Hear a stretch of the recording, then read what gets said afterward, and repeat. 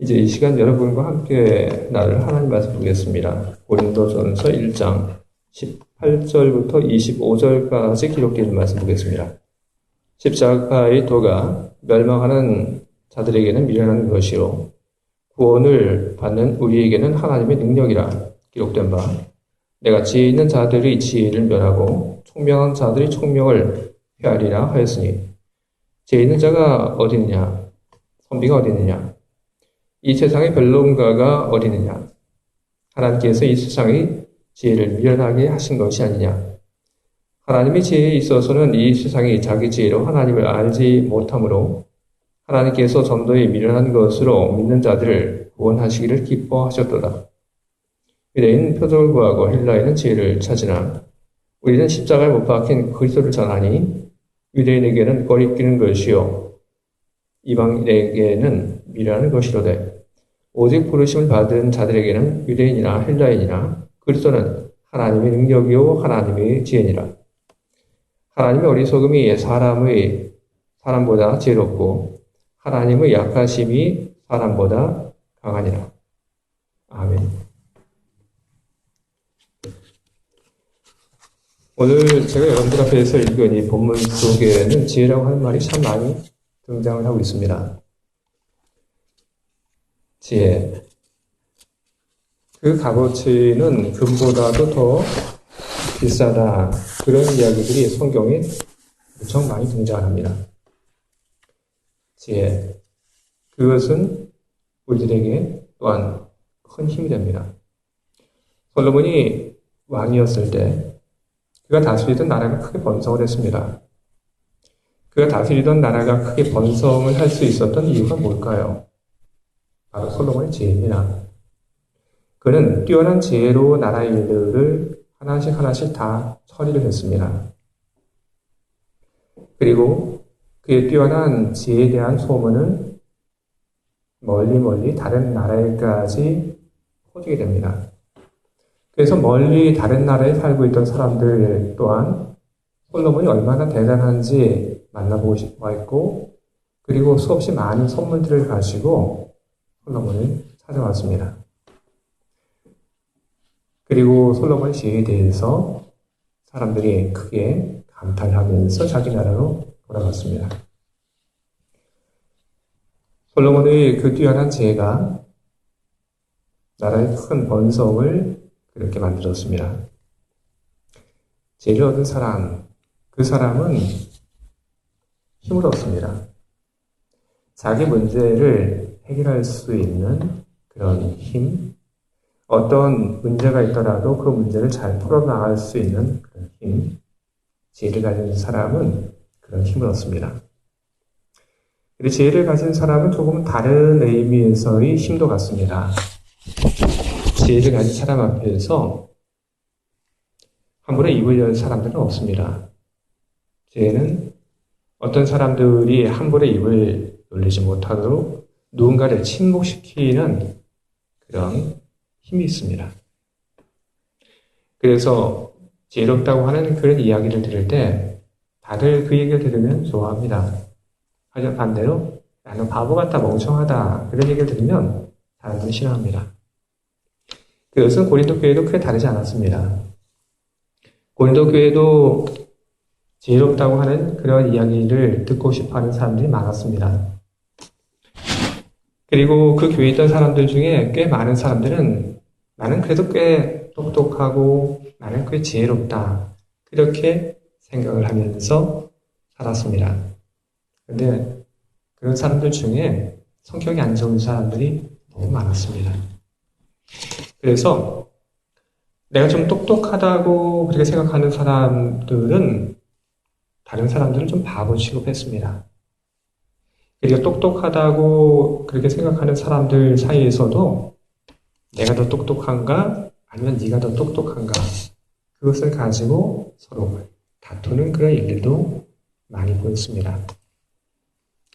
그런데 고린도 교회에서는 이렇게 똑똑하다고 그렇게 칭하는 사람들이 참 많았지만 실상 고린도 교회는 똑똑하고 지혜로운 사람은 없었습니다. 왜냐하면 고린도 교회의 그 문제에 대해서 모두가 속수무책이었기 때문에 그렇습니다. 우리는 고린도 교회의 이야기를 우리는 알고 있습니다. 그 교회가 어떤 교회인지, 그리고 얼마나 많은 문제를 가지고 있던 그런 교회인지 우리는 알고 있습니다. 교회에 있는 사람들 사이에서 많은 다툼이 있었습니다. 그리고 믿음이 연약한 사람들을 또 잘 돌보지 못하는 그런 일들도 고린도 교회에서 있었습니다. 그리고 고린도 교회 다니는 사람들끼리 서로 재판을 걸고 고소하고 하는 그런 일들이 많이 벌어졌습니다. 교회 다니는 사람들끼리 어떤 문제가 있는데 그 문제를 교회 안에서 풀지 못하고 세상 법정으로 그 문제를 가지고 간다. 이건 어떤 이야기냐면 교회에 정말로 똑똑한 사람이, 지혜로운 사람이 없다는 그런 뜻입니다. 교회에 정말로 지혜로운 사람이 있다면 여러분 어떻게 되었을까요? 그런 문제가 없을 겁니다. 어떤 문제가 있더라도 지혜로운 사람이 그 지혜를 가지고 교회가 가지고 있는 그 문제를 풀어나갔을 겁니다. 누군가가 어떤 문제를 가지고 세상의 법정에 가서 누군가를 고발하려고 할 때에도 그러기 전에 정말로 지혜로운 사람이 한 명만이라도 있었다면 그 일들을 바꿔놓았을 겁니다. 세상 법정으로 가는 것보다 교회 안에 있는 사람에게 자신의 문제를 맡겼을 때 더 좋은 결과가 나온다고 한다면 누가 세상의 법정으로 가겠습니까? 그런데 그것이 안 되니까 세상의 법정으로 가게 된 것입니다. 그래서 고린도 교회의 그 모습을 보게 되면 스스로는 지혜롭다, 똑똑하다, 나는 좀 괜찮다라고 하는 사람들은 많았지만 실제로 지혜로운 사람은 없었습니다. 그래서 사도 바울이 무슨 이야기를 오늘 하냐 하면 1장 20절에 있는 그런 이야기를 합니다. 지혜 있는 자가 어디 있느냐? 선비가 어디 있느냐? 이 세대의 변론가가 어디 있느냐? 하나님께서 이 세상의 지혜를 미련하게 하신 것이 아니냐? 이 말을 그냥 들으면 그냥 별말 아닌 것 같습니다. 하지만 고린도 교회의 상황을 아는 사람들이 이 이야기를 들으면 이 말처럼 매서운 말은 없습니다. 이 말은 그냥 하는 이야기가 아니라 바울이 그냥 일반적으로 하는 이야기가 아니라 고린도 교회의 사람들을 향해서 한 이야기입니다. 당신들은 스스로 똑똑하다고 여기고 있죠? 당신들은 스스로 지혜롭다고 그렇게 생각하고 있죠? 그런데 한번 보십시오. 당신들은 정말 똑똑합니까? 당신들은 정말 지혜롭습니까? 아닙니다. 여러분 중에 똑똑한 사람 없고 여러분 중에 지혜로운 사람 없습니다. 그럼 누가 지혜로운 사람일까요? 고린도 교회가 가지고 있는 그 문제를 풀어낼 수 있는 사람. 만약에 그 사람이 있다고 한다면 그 사람을 가리켜서 좀 지혜로운 사람이라고 그렇게 이야기할 수가 있을 겁니다. 그런데 바울은 그보다 더 지혜로운 사람이 있다는 이야기를 오늘 하고 있습니다. 고린도 교회가 가지고 있는 이런 문제들을 해결할 수 있는 그런 지혜로움을 가진 사람보다 더 한 단계, 아니 그보다 몇 단계 더 높은 지혜를 가진 사람이 누구냐? 바로 그 사람은 십자가의 이야기, 그 이야기 속에 담겨져 있는 그 본질을 꿰뚫어 볼 수 있는 사람, 그 사람이 참 지혜로운 사람이다. 그 이야기를 합니다. 왜냐하면 십자가 이야기는 보면 무척 미련하고 바보스럽고 말도 안 되는 그런 이야기처럼 보이기 때문에 그렇습니다. 십자가 이야기 간단하게 이야기한다면 이런 건 아닐까요? 갈릴리에서 태어난 한 노동자, 그 노동자가 로마의 정치범으로 몰려서 십자가에 달려 죽었다. 그런데 그 죽었던 이 예수라고 하는 이가 다시 살아났다고 이야기하며 그가 메시아라고 이야기를 한다. 그리고 그가 하늘에 올라가시고 그리고 나중에 다시 세상을 심판하러 오신다고 한다. 이런 이야기들 들으면 어떨까요? 무척 미련하고 바보스럽고 뭐 그런 이야기를 하나 하는 그런 생각이 들 겁니다. 그래서 많은 사람들이 이 십자가 이야기를 접하면서 말도 안 되고 바보스럽고 미련한 이야기라고 그렇게 말을 합니다. 하지만 지혜로운 사람은 그렇게 이야기하지 않습니다. 지혜로운 사람은 이 십자가의 이야기 속에 담겨져 있는 핵심을 보고 그리고 본질을 깨닫습니다. 함부로 이야기하는 사람들, 그 사람들은 지혜로운 사람들이 아닙니다. 바울은 이 십자가의 이야기, 이것이 왜 하나님의 지혜의 이야기인지 그 이유를 이어지는 글에서 적고 있는데 고린도전서 2장 6절부터 8절까지 있는 말씀 속에서 그 이유를 적고 있습니다. 근데 그 중에서 저는 오늘 2장 7절에 있는 말씀만 제가 여러분들 앞에서 인용을 하도록 하겠습니다.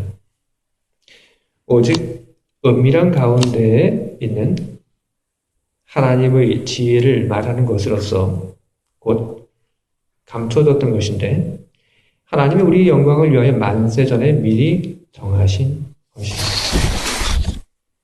바울이 왜 십자가의 그 사건이 하나님의 지혜라고 하는지에 대해서 이렇게 이야기한 겁니다.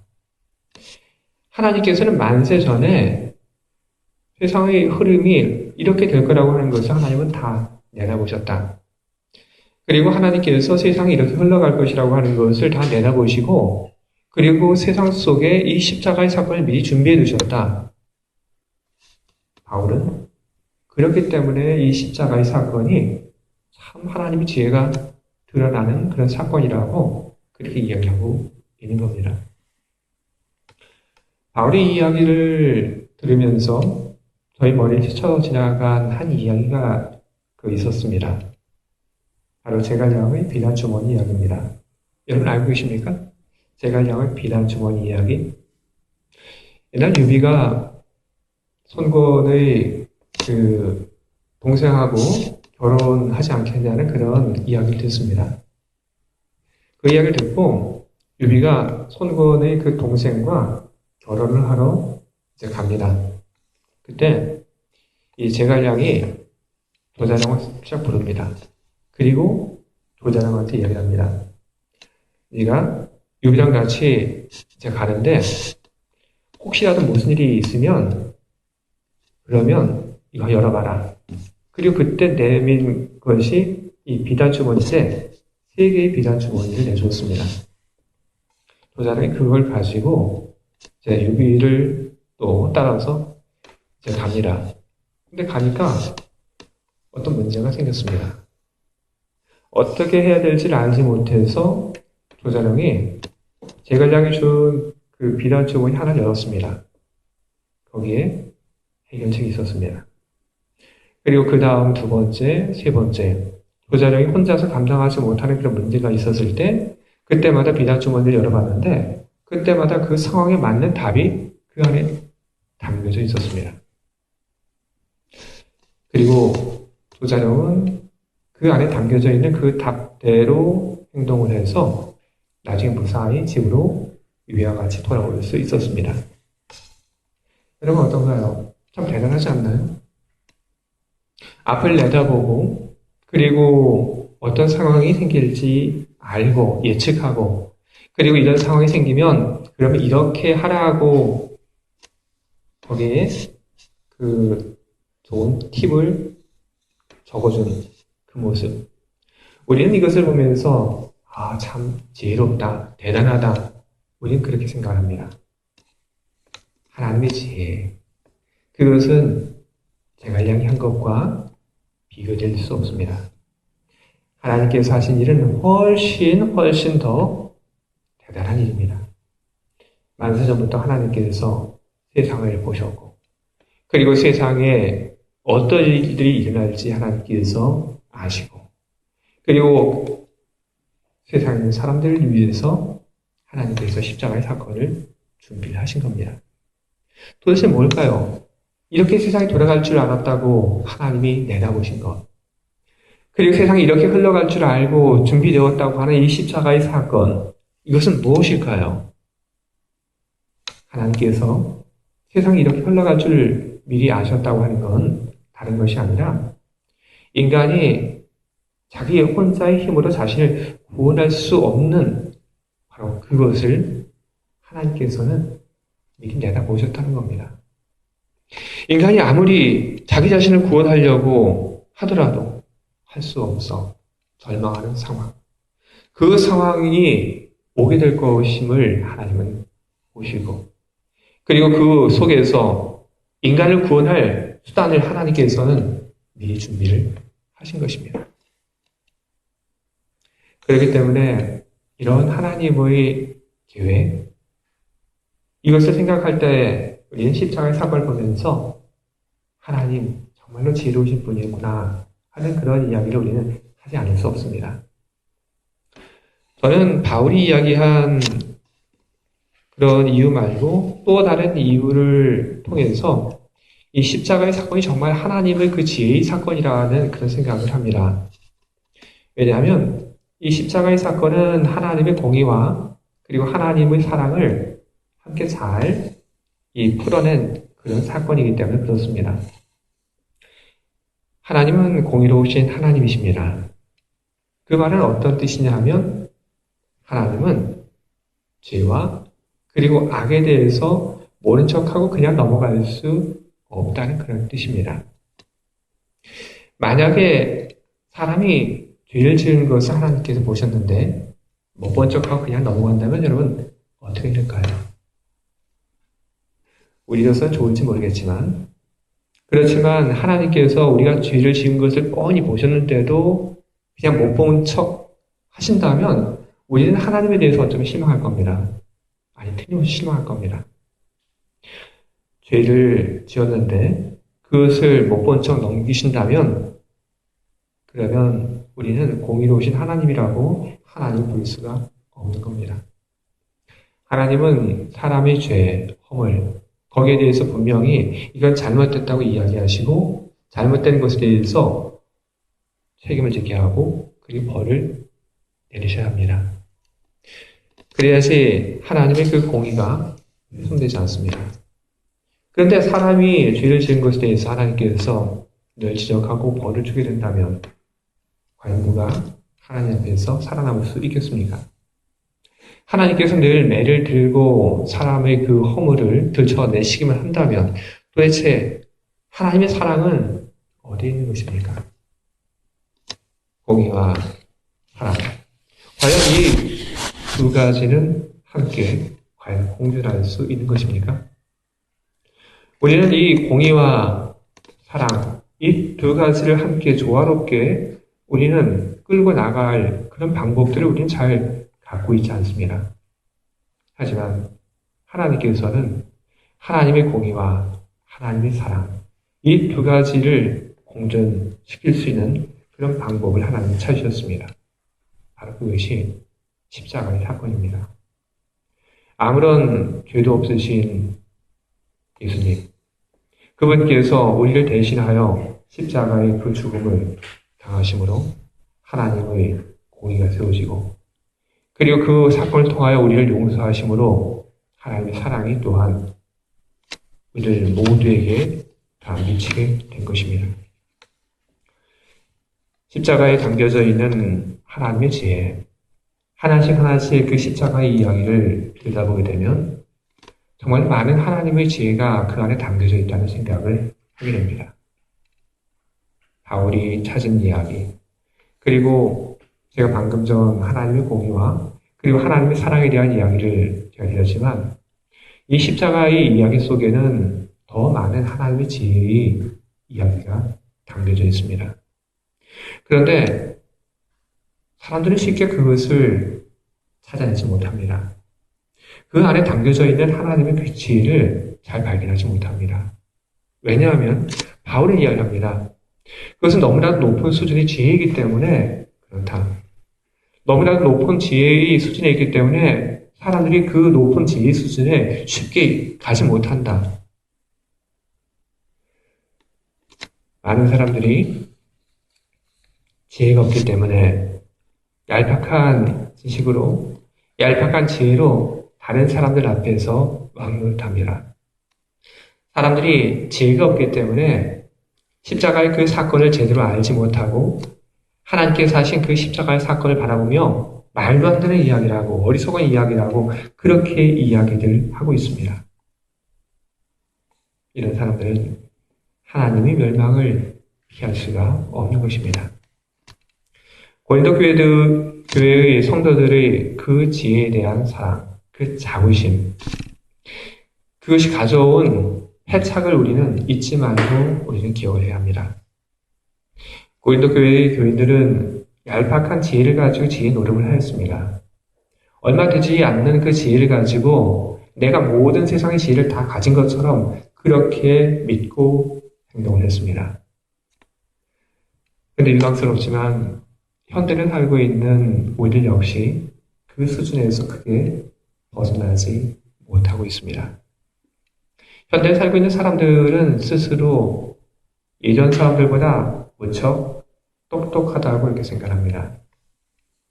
1000년 전 그리고 2000년 전 살았던 사람들을 미개하다고 무식하다고 그렇게 여깁니다. 하지만 정말 그럴까요? 현대를 살아가는 사람들은 과학적이고 그리고 합리적인 그런 사고를 한다고 이렇게 생각합니다. 과학 그리고 기술에 의지해서 무척 낙관적인 그런 생각들을 많이 합니다. 과학과 기술이 발달하면 우리 삶이 무척 좀 잘 되지 않을까 그런 낙관적인 생각들을 합니다. 그리고 현대를 살아가는 사람들은 과학과 기술을 맹신하며 그 과학과 기술이라고 하는 것을 가지고 성경의 말씀들을 난도질하고 그리고 성경의 말씀들을 그 과학과 기술이라고 하는 그것을 가지고 해석하고 그리고 이해하려고 합니다. 성경을 보게 되면 예수님의 이야기들이 많이 있습니다. 그 가운데 예수님께서 일으키신 몇 가지 중요한 이야기도 있습니다. 사람이 물 위를 걸었던 이야기들 성경에 있습니다. 그리고 동정녀 탄생의 이야기가 있습니다. 부활의 이야기가 있습니다. 그리고 예수님께서 하늘로 올라가셨다고 하는 승천의 이야기가 있습니다. 이런 이야기들은 소위 과학적이지 않습니다. 이런 이야기들은 합리적이지 않습니다. 그들의 사건들, 과학적이지 않고 합리적이지 않기 때문에 사람들은 성경에 있는 이 이야기를 말도 안 되는 이야기들, 바보스러운 이야기들, 억지 이야기들이라고 그렇게 말을 합니다. 어떤 사람들은 성경의 이야기를 과학이라고 하는 그 틀에 넣기 위해서 노력을 합니다. 그래서 예수님의 부활의 사건을 가리켜서 이렇게도 이야기를 합니다. 실은 예수님께서 죽으신 것이 아니라 예수님께서 십자가 위에서 탈진하여서 그만 정신을 잃어버렸는데 사람들이 착각했다. 그래서 사람들이 예수님이 죽은 줄 알고 선언을 한데 예수님을 놓았는데 그때 예수님께서 정신 차렸다. 또 어떤 사람들은 이런 얘기를 합니다. 예수님의 부활, 그거는 예수님의 그 제자들이 마음속에서 일어난 그런 심리적인 사건이다. 그렇게 이야기를 합니다. 과연 그럴까요? 사람들이 믿고 그리고 절대적인 것이라고 여기고 있는 그 과학, 그 과학이 얼마나 많은 한계를 가지고 있는지 우리는 잊지 말아야 합니다. 과학을 공부하고 있는 분들은 더 그 과학이 가지고 있는 한계를 잘 알고 그리고 이야기합니다. 사람들이 가지고 있는 작은 병들이 있습니다. 근데 사람들이 가지고 있는 그 작은 병, 그 병의 이유조차 설명하지 못하는 일들이 얼마나 많이 있습니까? 그래서 사람들이 가지고 있는 그 작은 병을 이유조차 설명하지 못해서 몇 가지 추측을 합니다. 아마 이래서 이럴 거야. 이건 이래서 이럴 거야. 많은 사람들이 이렇듯 과학을 좋아하고 과학으로 성경의 말씀 그리고 예수님의 십자가의 이야기를 이해하려고 하는데 그것은 지혜롭지 못한 사람들이 한 선택인 것입니다. 여러분, 우리는 어떤 예수님을 우리는 믿고 있습니까? 저는 여러분들 세상 사람들이 이야기하는 우리는 세련되지 않은 우리 예수님을 우리는 믿고 있습니다. 그렇지 않습니까? 우리는 세상의 사람들이 이야기하고 있는 과학적이지 않은 논리적으로 이해할 수 없는 예수님을 믿고 있고 그리고 그 예수님을 우리는 사랑하고 있습니다. 그것은 우리들이 바보이기 때문에 어리석기 때문에 그런 것은 아닙니다. 그들의 십자가의 사건, 그것은 사람들이 가지고 있는 그 지혜를 뛰어넘어 더 높은 지혜를 가지고 있을 때만 이해할 수 있는 신비로운 사건입니다. 우리들은 그만큼의 지혜를 가지고 있지 못합니다. 하지만 오늘 예수를 우리 주로 고백하는 우리들은 적어도 그보다 낮은 수준의 지혜는 가지고 있습니다. 내가 가지고 있는 지혜가 부족하다고 하는 것. 우리는 그런 지혜를 가지고 있습니다. 하나님이 계시다고 하는 것을 우리는 믿고 그리고 내가 부족하기에 하나님이 하신 일들을 그대로 믿는 그 정도의 지혜, 우리는 그것을 가지고 있습니다. 나의 부족함과 그리고 나의 한계를 아는 것이 여러분 지혜입니다. 나의 부족함과 그리고 나의 한계를 어디에서 어떻게 메울 수 있는지 그것을 아는 것이 또한 지혜인 것입니다. 하나님의 사랑을 발견하는 그런 지혜로움이 저 여러분에게 있길 바랍니다. 우리들이 육체만을 위해서 살 것이 아니라 우리들이 우리 영혼을 위해서 준비할 수 있는 그런 지혜를 우리들이 다 가질 수 있길 바랍니다. 우리는 어릴 때 우리는 개미와 배짱의 이야기를 우리는 들었습니다. 우리 중에 그 개미와 배짱의 이야기를 모르는 사람들은 단 한 사람도 없습니다. 다 커서 개미와 배짱의 이야기가 우리들에게 다시 들려옵니다. 개미와 배짱의 이야기는 오늘 우리들에게 무엇을 이야기하고 있습니까? 우리 영혼과 관련해서 우리는 이 이야기를 다시 우리는 들을 수 있습니다. 개미와 배짱의 이야기는 오늘 지금 이 시간이야말로 오늘 우리들이 우리 영혼을 위해서 힘을 써야 하는 그런 때라고 하는 것을 우리에게 알려주고 있는 것입니다. 여러분, 지혜로운 사람이 되시기 바랍니다. 십자가의 그 사건 속에 담겨져 있는 하나님의 지혜를 여러분 찾아가시는, 그래서 하나님의 지혜로움에 조금씩 나아가는 그런 분들이 되시기 바랍니다. 십자가의 사건은 또한 하나님의 능력입니다. 십자가의 이 이야기, 이것이 하나님의 능력이라고 이야기를 하는 것은 이 십자가 이야기가 모든 믿는 사람들을 구원하기 때문에 그렇습니다. 로마서 1장 16절부터 17절에 바울은 이런 이야기를 기록하고 있습니다. 내가 복음을 부끄러워하지 아니하노니 이 복음은 모든 믿는 자에게 구원을 주시는 하나님의 능력이 됩니다. 먼저는 유대인에게요, 그리고 헬라인에게로다. 복음에는 하나님의 의가 나타나서 믿음으로 믿음에 이르게 하나니 기록된 바 오직 의는 믿음으로 말미암아 살리려 함과 같으니라. 믿는 모든 사람들을 구원하는 하나님의 능력이 바로 여기 있습니다. 이 십자가의 사건 바로 여기 있습니다. 마치 예전 히브리인들이 출애굽을 해서 광야를 걸을 때 불뱀에 물려서 고생했던 그 사건과 다르지 않습니다.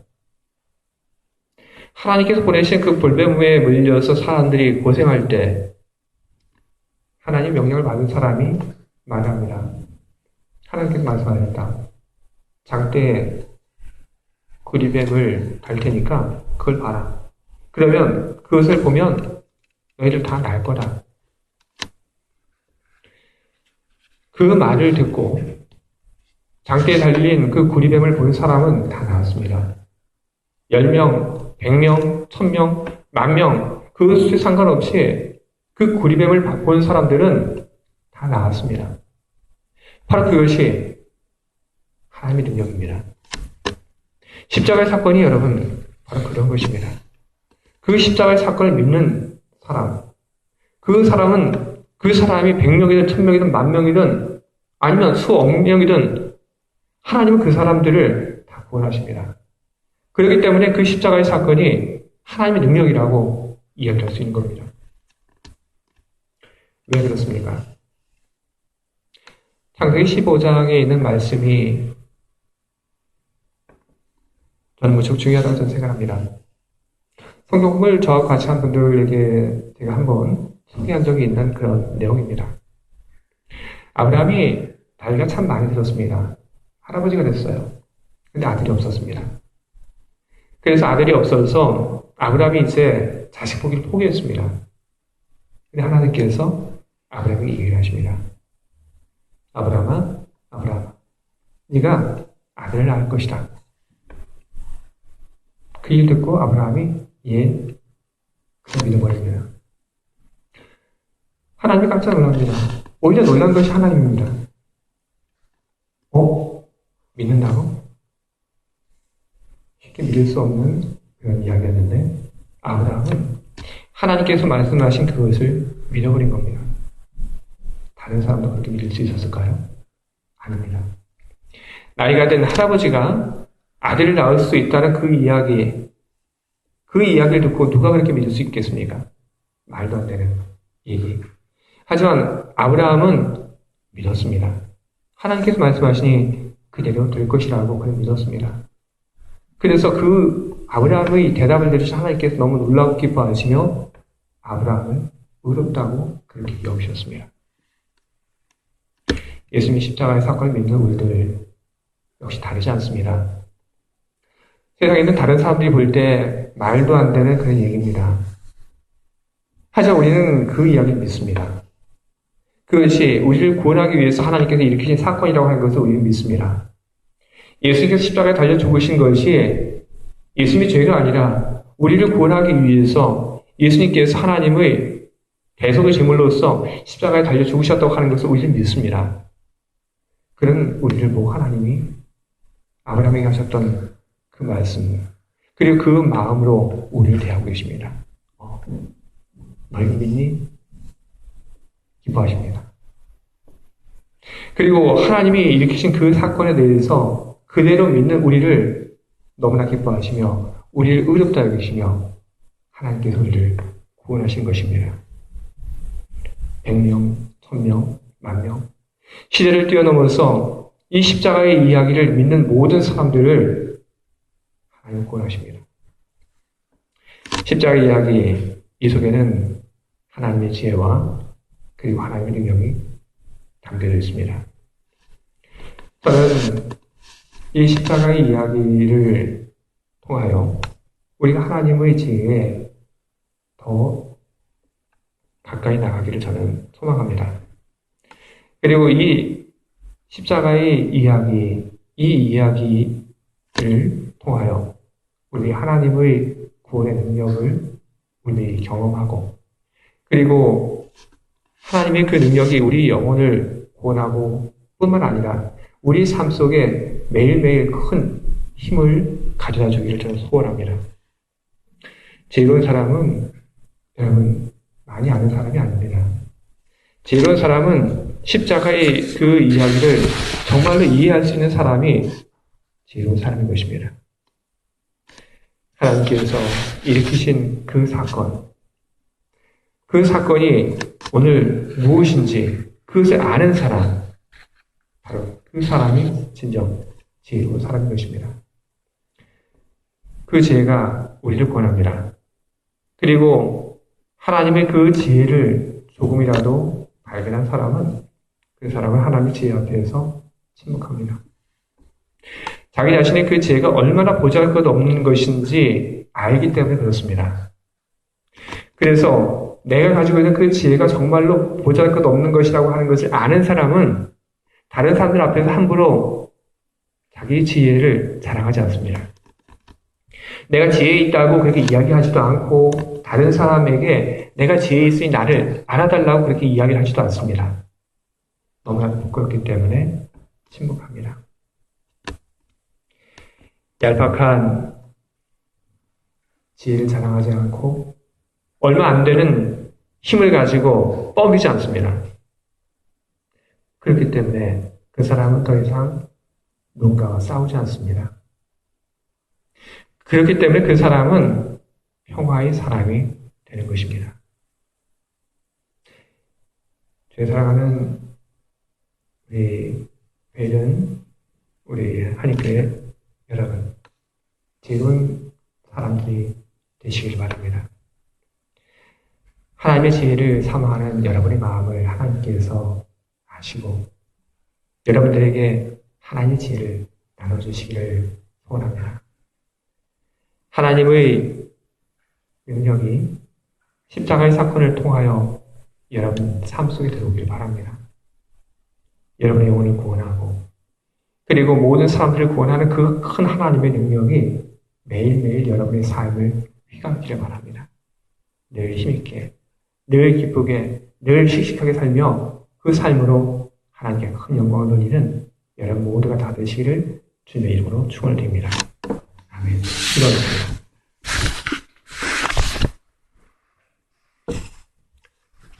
하나님 아버지, 오늘 우리에게 귀한 말씀 주신 것 감사드립니다.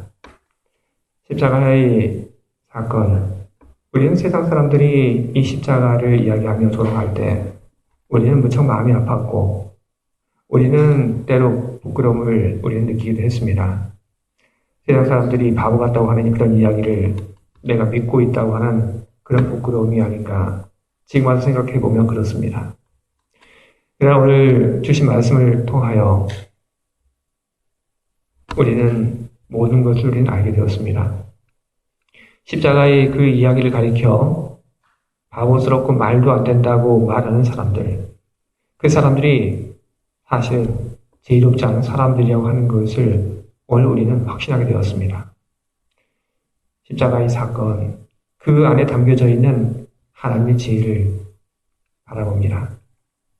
그 속에 담겨져 있는 하나님의 그 지혜를 오늘 우리들이 얻기를 원합니다. 하나님의 지혜를 갈망하는 우리의 마음을 하나님 아시오니 하나님의 지혜를 오늘 우리들 모두에게 나눠주시옵소서. 그리고 예수의 그 십자가의 사건을 구원의 사건으로 믿는 우리 모두를 주님 구원하여 주시옵소서. 그 구원의 능력이 또한 이 시간 이 자리를 통하여 우리에게로 흘러 들어오고 그 구원의 놀라운 사건이 오늘 이 자리에서 다시 한번 경험되기를 원합니다. 하나님 주시는 힘을 가지고 매일매일을 힘있게 살아가게 하여 주시옵소서. 그리고 그 주신 힘을 가지고 세상을 위해서 봉사하고 교회를 위해서 또 일하며 하나님 이름을 높이며 매일매일을 살게 하여 주시옵소서. 예수 그리스도 이름으로 기도합니다. 아멘.